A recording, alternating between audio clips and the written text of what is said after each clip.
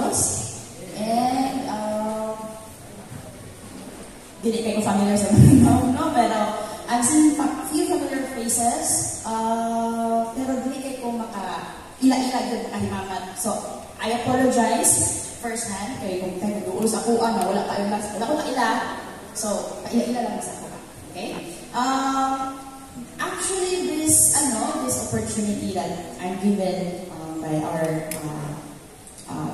church president or chairman of the board, this is a very nice opportunity for me because me and my mom, we haven't been in this national conference, let's say, almost 15 years. The last time we were here was around, I can't exactly remember the numbers, I'm not really good at numbers, but I think it was definitely around the time when Pastor Cordaje from Australia and our late Elder Calvin Morrell were visiting. So that was the last time we were here, me and my mom. Okay? I'm not really sure, it's 2010 or 2011. So it's very nice to be here because my parents dragged me when I was 13 to be baptized here, also in Bohol, there in Bohol Beach. And I was like, no, I don't want to be baptized yet. I want my lolo, Pastor Alberto Senior Patago, to baptize me with my cousins. So, at mga pinsan na una, si Peter Ben Perte, sila Calvin Patago, sila Kuya Kevin, and the rest of my cousins na kabatch na. So we have this agreement, we have this, what do you call it, more like an agreement, na okay, let's get baptized together by our grandfather. Pero my parents, they have other plans, and they dragged me here when I was 13, there in Opal Beach. And I think, if I'm not mistaken, it was Pastor Lynn, according to my mom, because I don't know the person, I don't know the name. It was Pastor Lynn and Pastor Israel Baclaan, who did this, I don't know what we call this one, just a pray over and then some water. So, it's really special to be here because, again, it's been 15 years, 15 or 14 years, I can't do the math, I'm not good in numbers. I'm good in law, but not in numbers. So, that was around 2011. Okay? And being here in this church is a home for me. If you don't know, both of my grandparents and grandpas were church leaders. The late Pastor Cesar Senior Valdez and the late Pastor Alberto Senior Patago. And even my I think it's great grandfather, that's Pastor Urbano Organiza. He also served in this church. My parents, they were kids also in the national conference, but I'm not going to share their stories because, that's history already. Okay? Before I start with my lecture, let me first share how I ended up speaking here in front of you. That was way back February. Tama to Pastor June. He messaged me. He was like, it was more like a casual chat. It was like, Attorney Anak, how are the biblical teachings relevant to our laws today? Is it purely secular? Is it purely worldly? Because I totally understand where Pastor June is coming from. A lot of people say the laws are cold, rigid, purely worldly, secular, etc., etc. And I said, no, Pastor, that's not true. In fact, our laws, Philippine laws, actually mirror the biblical teachings of our Bible. And I'll tell you why later. Check us out. 15 years, 14 years, and I've given 40 minutes.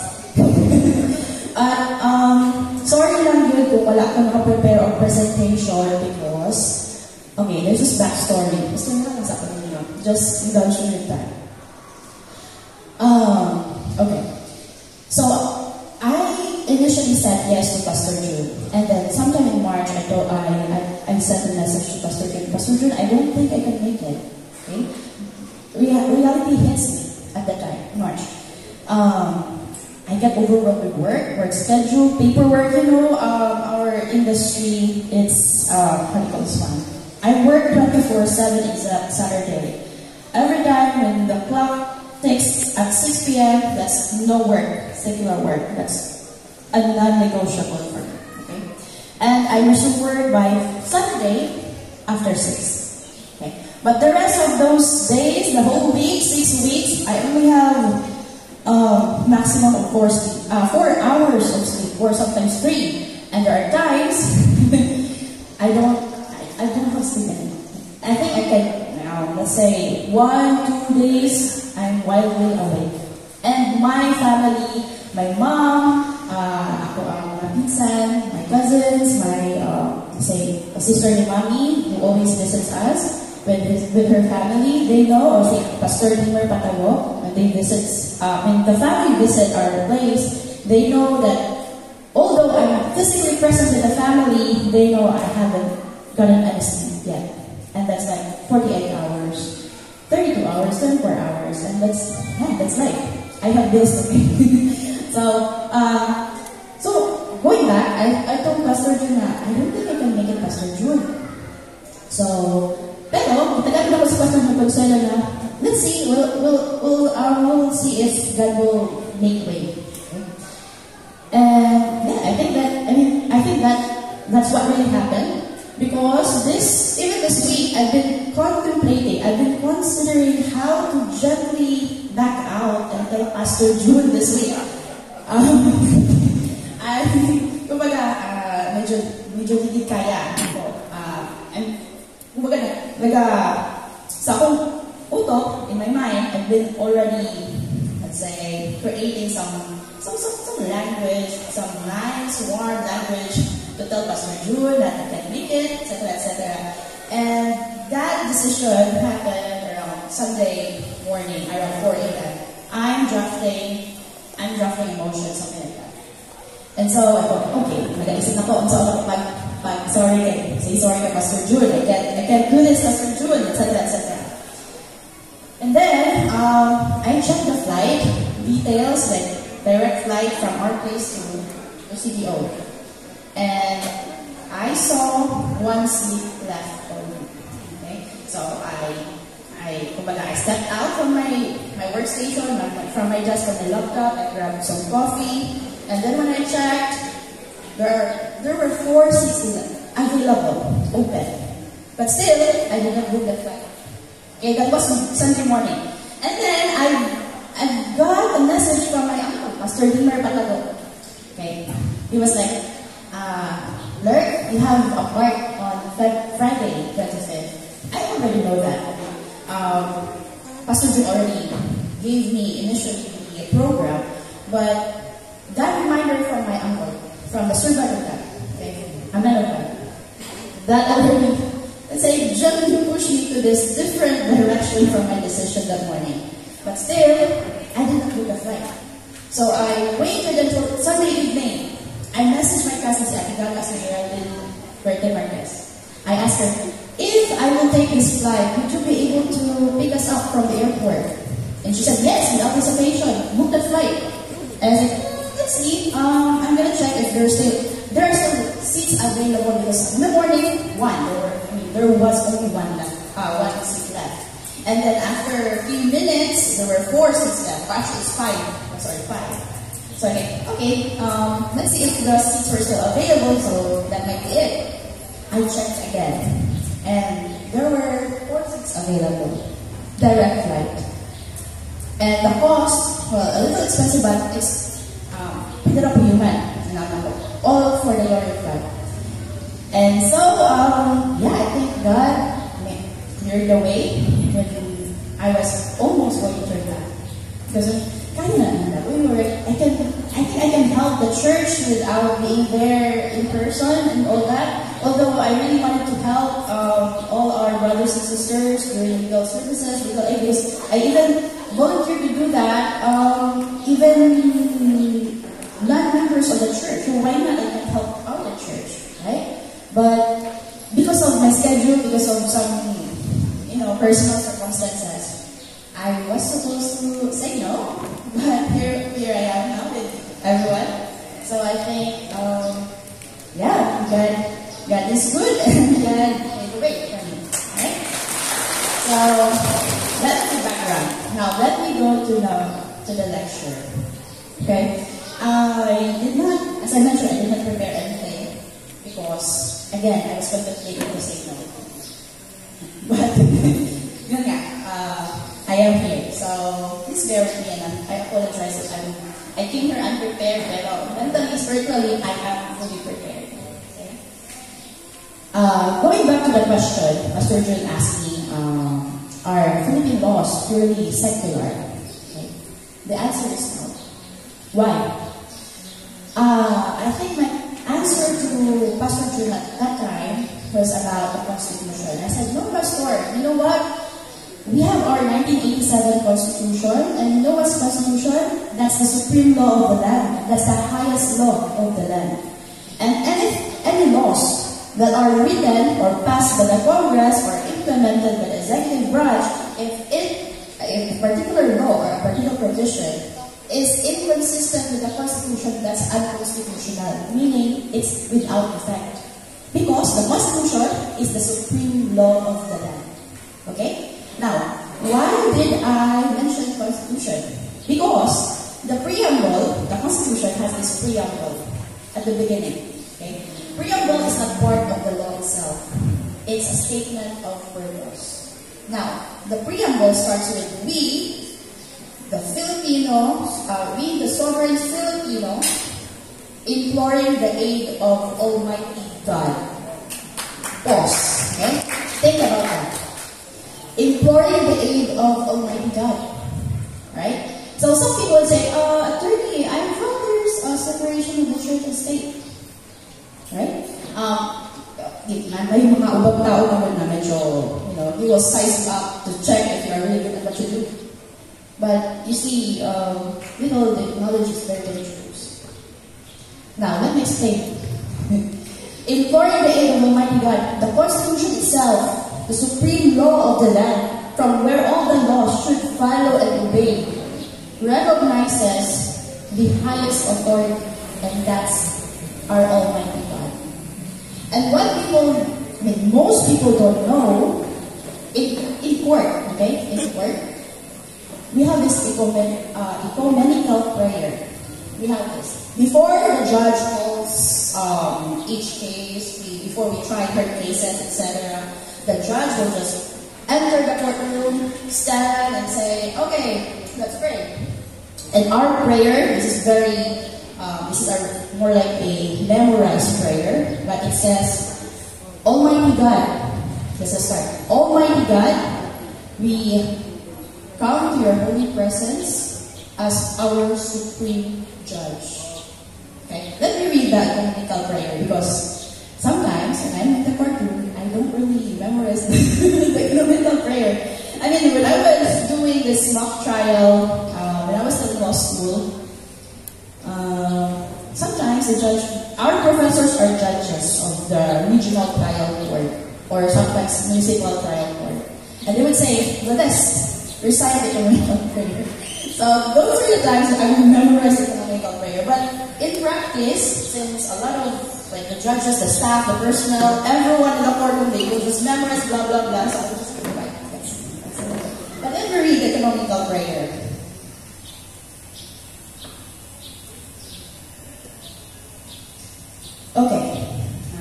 Okay, so this. Almighty God, we stand in your holy presence as our supreme judge. Okay? We humbly beseech you to bless and inspire us so that what we think, say, and do will be in accordance with your will. Enlighten our minds and strengthen our spirit and fill our hearts with fraternal love, wisdom, and understanding, so that we become effective channels of truth, justice, and peace. In our proceedings today, guide us in the path of righteousness for the fulfillment of your greater glory. Amen. Okay, now, I had this hearing last year. I know that the judge, the sitting judge, is a Muslim. It's basic. We sometimes check the sitting judge for our case. Strategy-wise. And I thought she will not recite ecumenical prayer. But I was wrong. When I was there, my case was for, I think, the third time. She recited the ecumenical prayer. And we know Muslims, they do have this Allah. And back in law school, I have Sharia law. So I know how Muslims are very devout when it comes to their faith. So how much we Christians, right? But this judge, she entered the courtroom, recited the ecumenical prayer, and then we sit down. And I was surprised that even this Muslim judge recited the ecumenical prayer. And that's again recognizing the highest authority, our supreme judge. That's our Lord Jesus Christ and Father God, right? Amen? Okay, asa na ba kami ka? Nandun na po, asa pa. Okay, speaking of preamble, going back, again, we implore the Almighty God, the aid of Almighty God. When we go to the courtroom, if you're going to be a witness, if you're going to stand the witness stand, what we do, we have this oath. We say, you swear to tell the truth, the whole truth, but nothing but the truth, so help me God. Okay? So there's it. There's an oath. Although we have this affirmation are for those people who don't have this religious conviction. I mean, because our constitution, let me just clarify.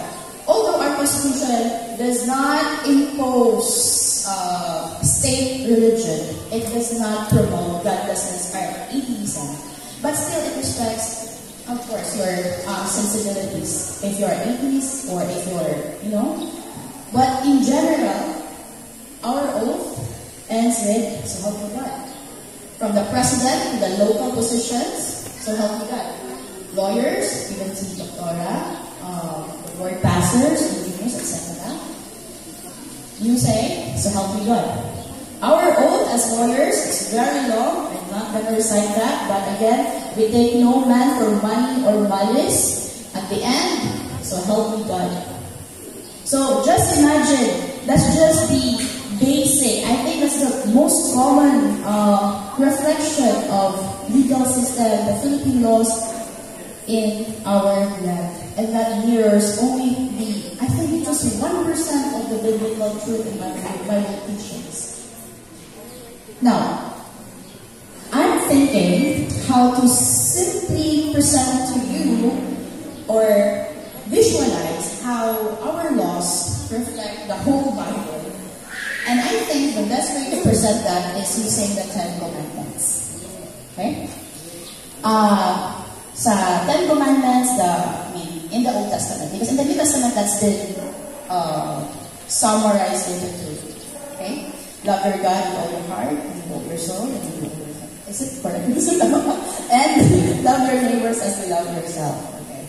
But I'm gonna go to the 10 Commandments. Okay? The first commandment is, you shall have no other gods before me. Is that correct? Okay. Correct siya. Again, you shall have no other gods before me. Our Constitution, again, acknowledges the highest authority. Now, going back to I think I mentioned there's a separation between the church and the state. So let me explain that. That's actually in Article 3, Section 5 of our Bill of Rights. Again, 1987 Constitution. What the law prohibits is the establishment of state religion. Some other countries, they have state religion. You have to be part of this religion. But Philippines, we don't have that. Okay? What we have is freedom of religion, but regulating the exercise of religious activities. Okay? So, I'm gonna walk you through. I think we have the other laws mas appropriate for some examples that I think you're very familiar with that. Okay? The second commandment is, second commandment, Pastor? Okay. You shall not make any carved image of anything that is in the heaven above or the earth beneath or anything that is in the water under the earth. I think that's the second commandment, right? Although the Philippines, our laws do not have this literal idol making. We don't have that yet, right? Again, we criminalize those idol worshipping. And in modern times, when we say idolatry, it could be power, it could be wealth, right? We have anti-graft and corruption. And that's one. It's one of the, let's say, ways or our laws prohibiting such action that will say this is idol worshipping already, and this act may hurt others, especially welfare people. So we have that anti-graft and corruption. We also have malversation of funds, etc. I will not go into details of those laws. It's very technical, but I'm telling you, we have laws that would mirror the second commandment of the Lord. Third, you shall not use the name of the Lord your God in vain. Now, I'm pretty sure you're familiar with, I think it was Puka Vera case. Who's familiar with that? Drag artist who was arrested because he did this public performance, and in a way, his performance was, I did not watch the performance, but it was very offensive to the religious sensibilities. He isn't familiar at all. Si Doctor, right? Nagsuot siya na, or Jesus Christ, and then nagsuot siya ang manaming sa that. Although it's Catholic, right? Pero, knowing that you're attacking our religious conviction, right? That's already misusing the name of our Lord and God. You're actually attacking the whole biblical truth. They're atheists, yes, but again, revised penal code penalizes anyone who anyone who does those things. Those who offend the religious sensibilities. Mga Catholic man ka, Protestant, or Sabbath keepers, we have laws that penalizes these offensive remarks, offensive actions, publications, performances, etc., exhibits, whatever, let's say, output or artistic, let's say, in the case of artistic performance, you cannot get out of revised penal code because you have offended our religious sensibilities. Okay? So that's the third commandment of the Lord. What's the fourth commandment? Remember the Sabbath day to keep it holy. Okay. Let me share you a very interesting case. We have CHED Memorandum, November 15, 2010. Was it November 15, 2010? For a while, let me just check.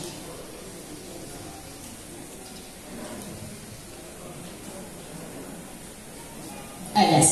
So that was CHED Memorandum issued November 15, 2010. Okay?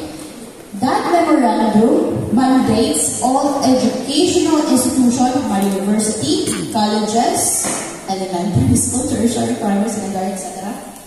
It mandates every institution to give remedial work to personnel, teachers, students, faculty, etc.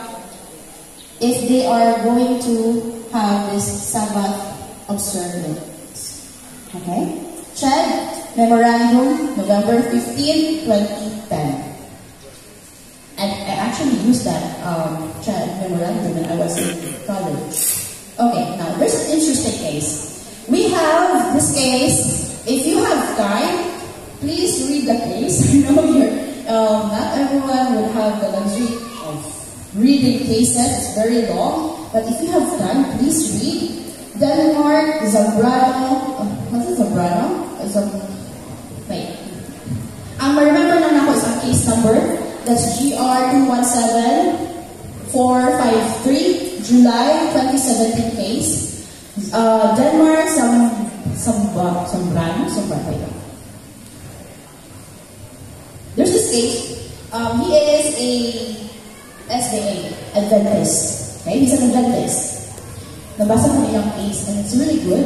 And I think, as Sabbath keepers, this hits home for us, actually. Valmores.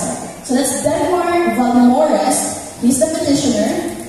Versus the Dean and Faculty of MSU College of Medicine. That's a 2017 case. Now, this SDA Adventist medical student, he filed a mandamus. When you say mandamus, that's a request from the Supreme Court or any tribunal court to direct a person to do the ministerial act. You don't have to make a decision, just do it. That's the mandamus layman's term. He filed a mandamus before the Supreme Court for what? He wants the MSU College of Medicine to give him Sabbath observance accommodation. But the school, the university, did not follow the CHED Memorandum November 15, 2010. That's a very interesting case. And you know what the Supreme Court did? They granted the petition. Okay? They granted the petition. So, everyone here, if you are, let's say, if you think you're persecuted right now because of our Sabbath keeping or Sabbath practices, you can invoke CHED Memorandum, November 15, 2010. There's a case, GR 217453, July 2017. There's a case, so Denmark Valmores versus MSU College of Medicine. There is an observance, Sabbath, okay? And let me go to Labor Code. Labor Code, Article 91. Before I explain that Labor Code, after I passed the bar exam, after I took my oath, after 3 months, I published a book that's labor laws in the Philippines. And that's available all over Philippines. And after a year, I wrote legal philosophy book again. Okay. If you really want to know more about the laws, because I explain it in layman's terms, because when you say legal terms, it's very intimidating, right? But when you say, I'm going to write something that would make, let's say, make laws interesting and easier to understand, those are the books. Unfortunately, I was thinking I'm going to give some books for free sa church, but again, I was going to take the same book pastor, so I did not prepare. But you can search. You can search my whole name on Google, and you will know how the Lord was so faithful, how the Lord answered all our prayers, especially my mom's prayer. You will see my work there. Google na lang. Okay? So going back, Labor Code 91. What does it say? Article 91 of Labor Code says that for each week, you will give your employees at least 1 rest day. Okay? 1 rest day, and the employers will be the one to schedule, right? But if you have this accommodation, when you say accommodation, let's say you have religious practices, like us, Sabbath keepers, the employers are obliged, they're obligated to what? Yes, to grant your request. They are obligated. And if they will not agree with your request, you can, of course, you can file a complaint with the DOLE. That's Labor Code 91. Okay? So for us Sabbath keepers, people say, mga Sabbath keepers, Sabado, medyo alanganin ka because, even way back when I was studying in a Catholic church, Catholic university, I was in college. Most of the major activities are always Saturdays. And what I did, I wrote a letter to the president of the school, and then I think it's a father. And he granted my request. So every time may mga, let's say, university week, I'm excused. I don't have to play sports during Saturday because I have this accommodation granted by the president. So for all the students or let's say teachers here, faculty, or let's say employees of public and private employers, you can request accommodation. If they cannot give you accommodation, let me know. Okay? So, mana siya. That's the fourth commandment. Fourth commandment na and it's just like the labor code and the Supreme Court decision. But if I'm going to tell you all the principles of the Bible that relates to Philippine laws, I think maabtan mo until tomorrow. So let me just summarize everything. So that's the fourth commandment. What's the fifth commandment?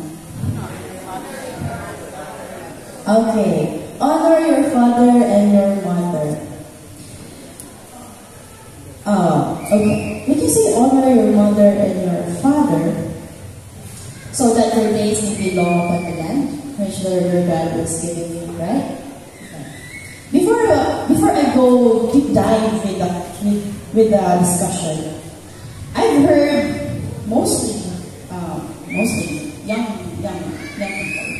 They would say, I didn't ask to be born, so why should am I my parents' retirement fund? I've seen a lot of those on Facebook or social media. Or they would say, you raise me, sure, you raise me, but I also have life to live. I've heard that a lot, and I've personally heard those kind of statements. Now, when you say honor your father and your mother, it doesn't have any conditions. It doesn't say honor your father and your mother only when they are strong, only when they are, let's say, convenient to you. You don't have those conditions, okay? Because when you say honor your father and your mother, it means, di ba, mag-convert tayo siya sa mind of our young people or even the children to need support, financial support. Yes, that's one thing. But honoring your mother and your father doesn't mean only financial support. It will also mean time, attention. What else? You don't have to ignore them during calls. Or you don't have to ignore them when they're sick. Or you don't have to ignore them when they're very, very slow. So honoring your mother and your father, we have lots of provisions in our family code. Let me give you one. Article 195 of Family Code, it legally obligates children to support their parents who are in need. There is a list of family members who are obligated to support each other, whether legitimate or illegitimate. So, kung isa man ay anak na illegitimate, si illegitimate pwede mag-support sa parents, ina na atong balaod. Or sa illegitimate, more so you have to support your parents. Okay? Another thing is our revised penal code. If you commit a crime or if you commit an action against your parents, the punishment, the penalty is severe. I'd say severe. Okay? You can compare this penalty for crimes committed against strangers. Medyo severe na siya, di ba? Medyo grave na yung penalty, grave na ang punishment. But if you commit these acts against your parents or against your elders, or those people exercising moral ascendancy, meaning seniors ninyo, the penalty, the punishment is so severe. Why? Because, again, our laws, Philippine laws, have this moral compass, and our moral compass is the biblical truth. And who is, again, our supreme judge? It's our Almighty God. So, again, honor your father and your mother. Dili lang pala, you will live long years here in the land, but you have to honor your father and your mother, not just because the Bible says so, but you are also legally obligated to do so. You cannot say no. I can say no. I can say no to those obligations attorney? No, you cannot. You're a Filipino citizen and you are bound to comply, follow the constitution and the laws of the land. If you cannot, or if you do not, or if you do not, you have to face consequences. Okay? And sama sa ginawa ni Pastor Gaina, those who are ignorant of the law. Okay? Ignorance of the law excuses no one. So those who are ignorant of the law, ano yung buhaton? Ano yung buhaton? If you have zero knowledge of what our laws are, then you start learning even the basics, your rights, your obligations as a Filipino citizen and as a Christian, as a Sabbath keeper. I always tell my clients this article in Civil Code because Civil Code governs the civil relations and family relations. And we have this Article 19. Every person must, in the exercise of their rights and in the performance of their duty, must act with justice, give everyone his due, and perform, be in good faith, and honest in all their dealings. That's Article 19 of the Civil Code. That's very generic. Every person must, in the exercise of their rights and obligations, duties, give everyone his due, good faith, be honest. That's Article 19. So pag may mga kliyente mo sa attorney, I have this, that, blah, blah, blah. And I know my client did something wrong. I do not tolerate my client. I advise my client to do what's right, but I mitigate the potential penalties for him. Because it doesn't mean I'm condoning his wrongdoings or her wrongdoings. What I'm trying to say is, you make amends, you correct your mistakes, but you have to face consequences. But since you have admitted your wrongs, then mitigate the consequence. That's the haggle we do in the legal system. Okay? I hope that's clear. Am I being technical or sabotable na? Sabotable na? I asked my family, my mom, should I speak in English or should I speak in vernacular? And then I've learned that we have our brothers and sisters from Australia. And I was like, okay, I'm compelled to speak in English. I've been speaking English in courtroom, writing drafts in English, and then, okay, mabisira na ko. Vernacular na. And I'm not really good in vernacular as well. So the struggle po ko. Di mo ko Tagalog. So where am I? I'm gonna place myself. So, Nana. Next, what's the next commandment? Sixth commandment? Sixth commandment na ba ta? Oh, you're not listening. Sixth commandment. What's the sixth commandment? Thou shalt not steal. Okay. I'm pretty sure you already know theft, robbery, estafa, or swindling, right? Okay. Just basic stuff. What's the difference between theft and robbery? When you say theft, that's the taking of something that you don't own, you're not the owner, with the intent to gain. Okay, that's theft. Now, let's say, if person A, let's say, forcefully entered your house, what do you call that action? Is that theft? Is that theft? Yes or no? Wala nang ina. Di ba ang customs ko yung sa namin? Is that theft? No, it's not theft. It's robbery. Why robbery? Robbery has force upon things and threats upon persons. It's robbery when there's threat or force upon person. When someone, okay, forcefully enters his house without consent of the owner, that's robbery. Take something, not his property, not his items, that's robbery. If someone secretly takes something, that's theft. Without damage sa tao, okay, that's theft. That's the sixth commandment. What's the seventh commandment? Thou shalt not kill. Thou shalt not commit murder. Correct? Okay. So, we all know, I think that's the most parallel of all laws. Do not commit murder. Do we know any country who allows killing? I will let Doctora explain that further. I think that's because I know it's part of her oath kasi.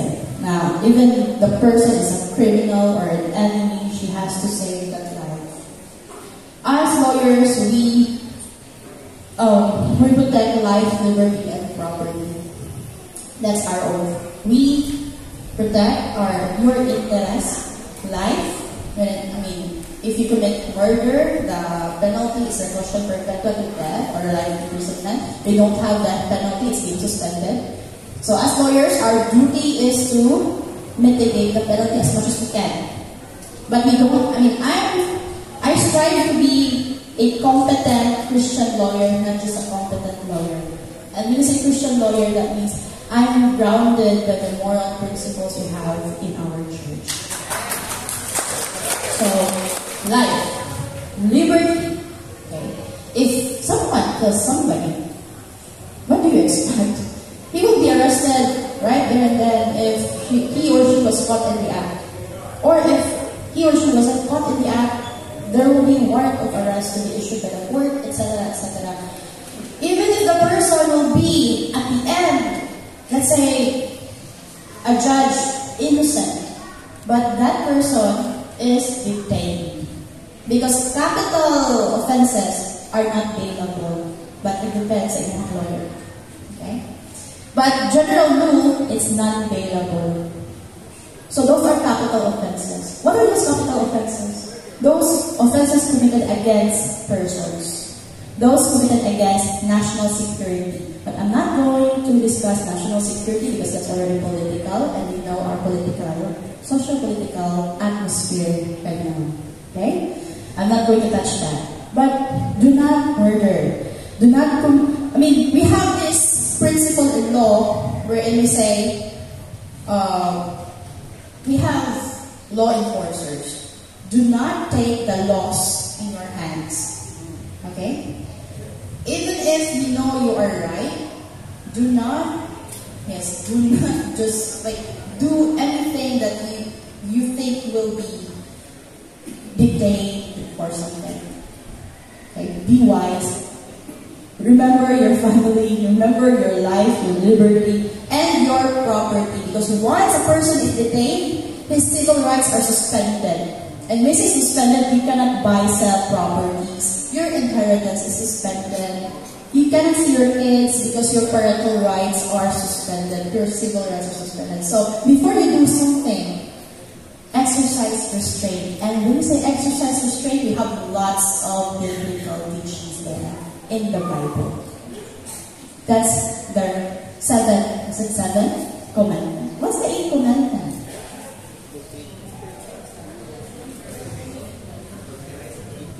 What's the eighth commandment? Adultery. Thou shalt not commit adultery. Kinsa na kabit diri? Naikabit diri? Nawala ka? Okay, we have adultery and concubinage, and that's punishable under Revised Penal Code, Article 333 and 334. Now, let me explain this. When you say marriage, you don't just marry out of, let's say, convenience. You do not marry just because out of romantic companionship. Marriage is a covenant, and that reflects God's relationship to His people. That's enduring, sacrificing, forgiving, what else? Being faithful. God has always been faithful to me, to my mom. Kami na doon na maging uban. Sobrang lang uban sa kuha. Kung legal aid sa gawas, uban din siya. Hindi ko siya pabili. So, okay. I have counseled several clients who are, what do you call this one? Betrayed by their spouse. Those children who are, let's say, who have been torn because of the affairs. And you see these wounded feelings, traumatizing situations, and sometimes infidelity would partner with domestic violence and all that. See? Marriage is not something you can just like, yeah, kakasal ka na. Matik. Tapos si parents na bahala sa tuwa. No, it's not like that. Marriage is a tripartite contract. If we're going to view that in our legal system, why? The only third party allowed is the state. Sa ano na ha? Sa legal perspective lang sa. Okay? Why? We have, divorce is not yet legal in the Philippines. And the only way to get out of marriage is through annulment. And annulment, we have several grounds, but the most common ground is Article 36 of the Family Code, and that's psychological incapacity. And that's very difficult to prove in court. Okay? And when I say the only third party allowed in your marriage is the state, yes, the state. Because once a spouse files a petition for nullity of marriage because of psychological incapacity, the state will be there, will get involved. You cannot just get annulment or nullity of marriage without the state's involvement. The state usually, once the court grants the petition for nullity of marriage, automatically the state will object. And that is why we have lots of cases before the Supreme Court because the state does not agree with nullifying your marriage.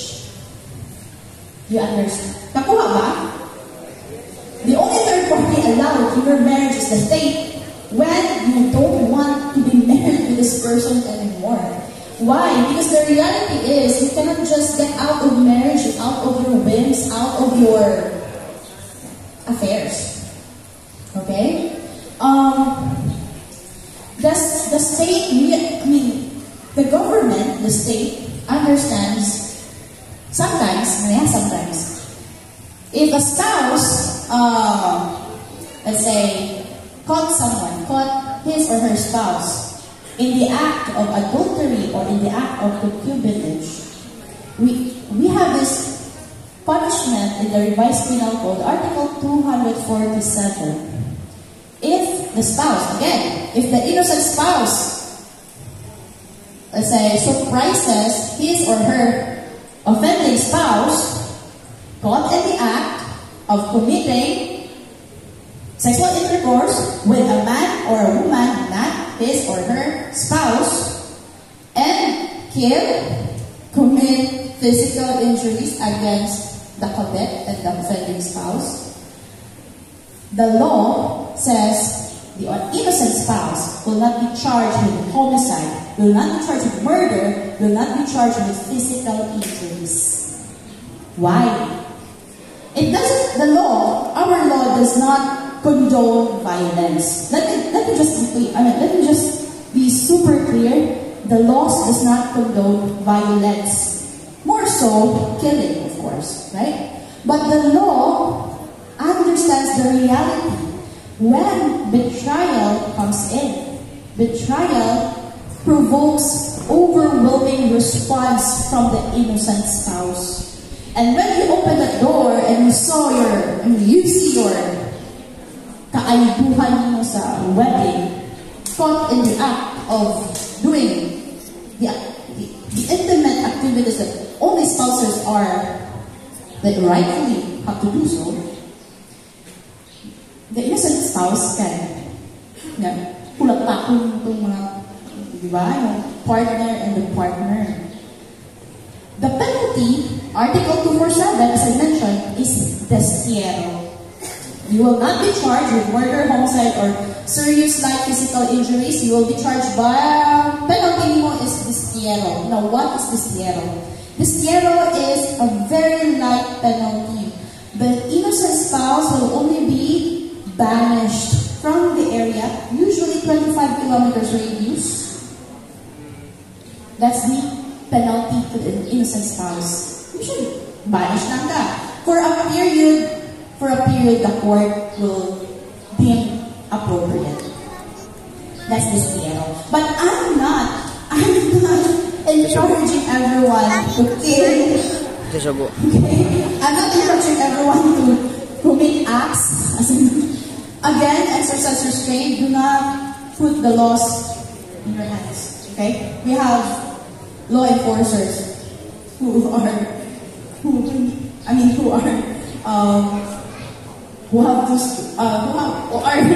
have those duties, okay? But I'm just telling you that our laws mirrors fidelity as what we're trying to teach everyone, and as what the Bible says about marriage.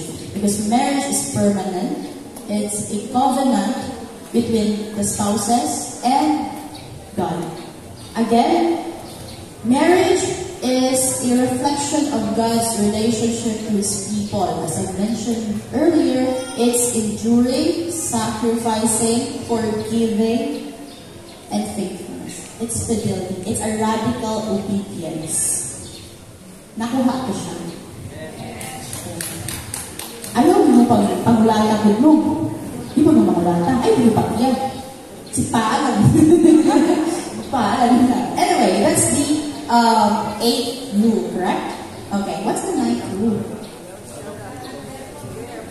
Thou shalt not bear false witness against your neighbor. Kasi marinis ka rin. Taas kang, you know what? Lawyers are the most noble maritas according to our professors. Why? Because we need to know the facts of the case, and we cannot help our clients unless we know the whole truth, be it good or bad. Okay? But anyway, do not bear false witness against your neighbor, because in modern times, we have trial by social media, we have fake news, we have chismis, in person and online, we have GCs, and then we're attacking characters of someone else. We have this and that. Okay? Now, in court, if the witness falsely testify against someone, that's called perjury. Outside of court, if someone makes false statements or false narratives, we have libel, slander, cyber libel. We have falsification of documents. We have a lot, actually. Okay? So, when you say, thou shalt not bear false witness against your neighbor, hindi naman siya sa Bible. It's also in our Philippine laws. Because again, for the end time, our laws follow the moral compass. And our moral compass is the Bible. And the Bible is from the teachings of our Lord Jesus Christ, from our God. And before Philippine laws, kung sa'yo nauna, diba the Bible? The timeline is the Bible, and then, so, Philippine laws, right? Wala ka siya baliktad na una ang Philippine laws with the Bible. So, how can you, kumbaga, base something off from something that has not been existent yet? That's my point. That's my premise. So, Bible first, then our laws. Our laws follow the moral compass. It should have been better if I have a presentation so that you can visualize what I'm trying to say. But again, our laws follow the biblical truth, the biblical teachings. That's the 9th commandment. Kaya pa ba sa oras? Carry pa. So, magdugay-dugay pag-abot ko. Okay, what's the 10th commandment?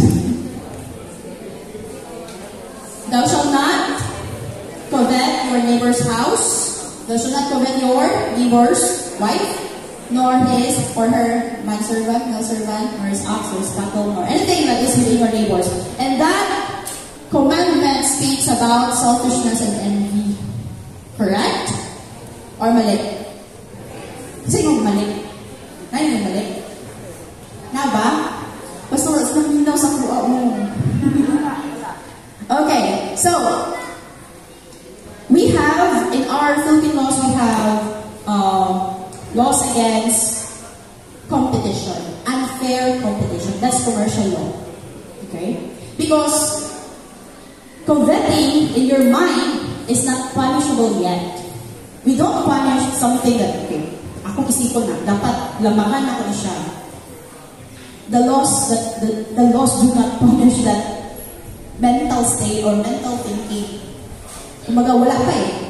What the law punishes is when these thoughts convert to actions. And these actions hurt others. These actions already, let's say, prejudice others. So that's why we have unfair competition. Thou shall not covet someone's property or someone's personal items, etc. We have unfair competition. What else? We have some other laws, let's say, again, about family relations, civil relations. Thou shalt not covet your neighbor's house. We have summary proceedings for properties, let's say, forcible entry, ejectment. When you say ejectment, proceedings, or forcible entry, sariyasa na sila. If someone claims another property because, let's say, because of lease, because of rent, because of possession, there's like issues of ownership and possession, we have laws. We have civil laws, that's property laws. And then we have, what else? Succession.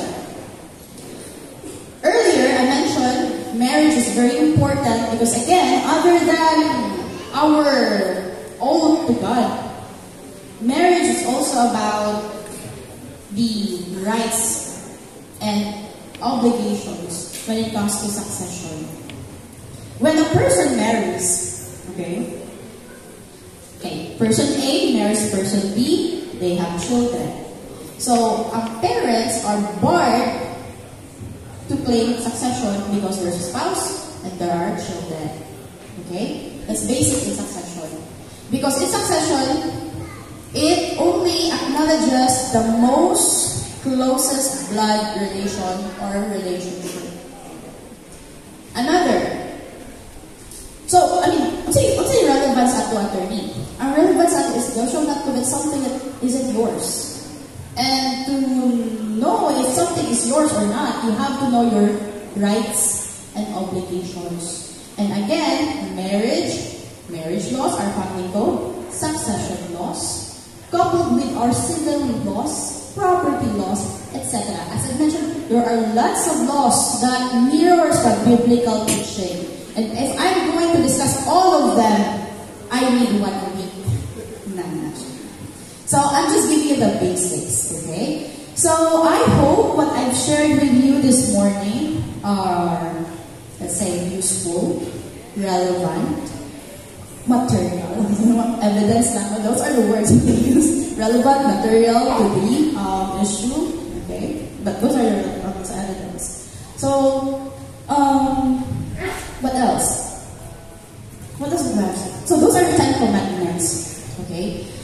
I believe we have Romans 13 verse 1 to 4.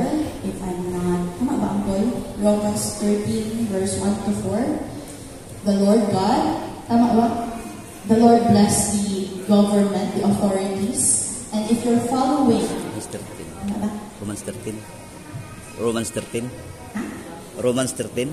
Romans 13, tama? Okay, Romans 13, 1 verse 1 to 4.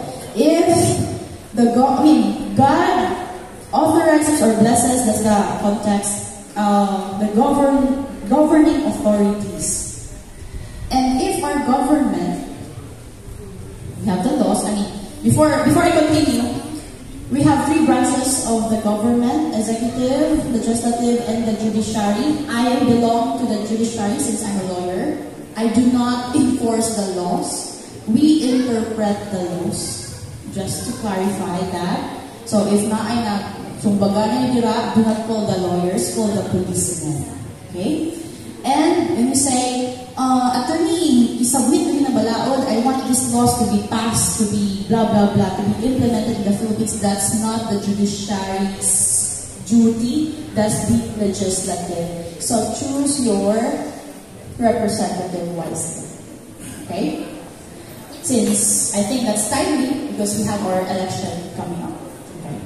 So going back, we have Romans 13. We have to follow the laws because The Lord tells us so. Because again, laws without moral compass, it's hollow. Okay? Justice without compassion is oppression. Mercy without justice, it's already empty. So I hope that everyone will continue to be light and salt as you are called to be light and salt to each and every one. And I hope that with my lecture, although short, not really short, but although basics, okay, I hope that it will ignite some curiosity and, let's say, initiative for you to know your rights and your obligations, and that every action has consequence. So always remember that, again, our Supreme Judge is our Almighty God and no one else. And I think that would be all. Thank you and God bless.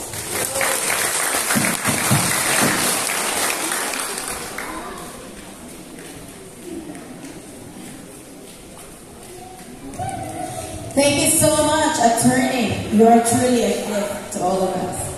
And please accept this token of appreciation. May I request everyone in red, the BOTs and the admins, to please come forward. Ako gagawin ng mga admin, mga beauty, yeah. And even our visitors from Australia.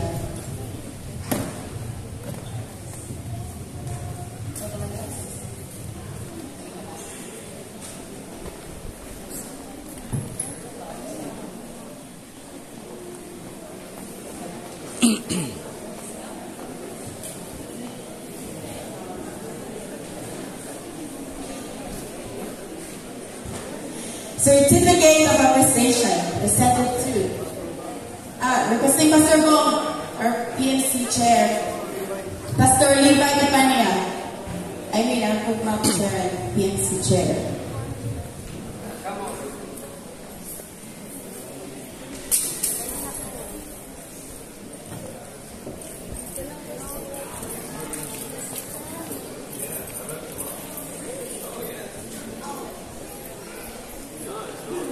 Okay, once again, kapagpakan ng Diyos inapit sa mga pamilya.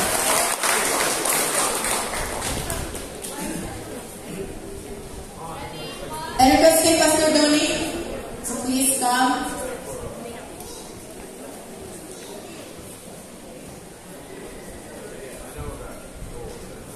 Certificate of appreciation presented to Attorney Lurka V.P. Patagok Valdez, in grateful recognition of her invaluable contribution to the 66th National Conference of the Church of God, Seventh-day Incorporated, sharing her legal expertise, professional journey, and powerful testimony of God's hand in the field of law. Her willingness to offer free legal counsel as a part of the outreach is a testament to her servant heart and commitment to justice, compassion, and faith, making her participation one of the anticipated highlights of this year's conference. With deep appreciation, we honor her for using her profession as a platform for ministry and service to others. Given this 25th day of April, the year of our Lord 2025, at the Convention Center of Paul Misamis Oriental, signed by Pastor Bienvenidos de Ramos Jr., our National Chairman, and yours truly. A big round of applause, please.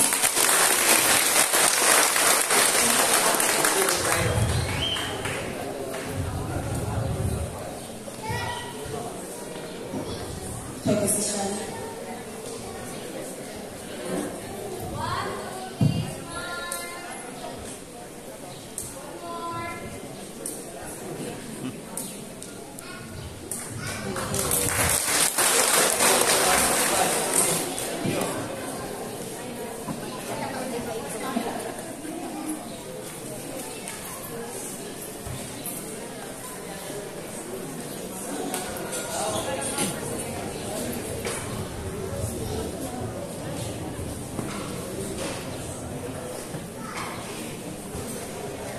So once again, A round of applause for our student, Lorca.